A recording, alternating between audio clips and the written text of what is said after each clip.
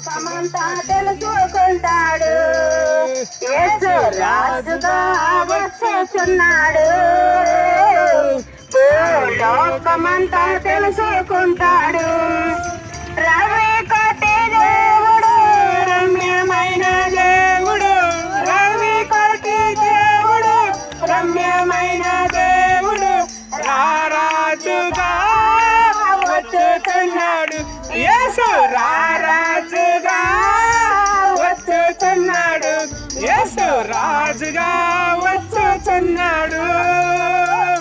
భూలోకమంతా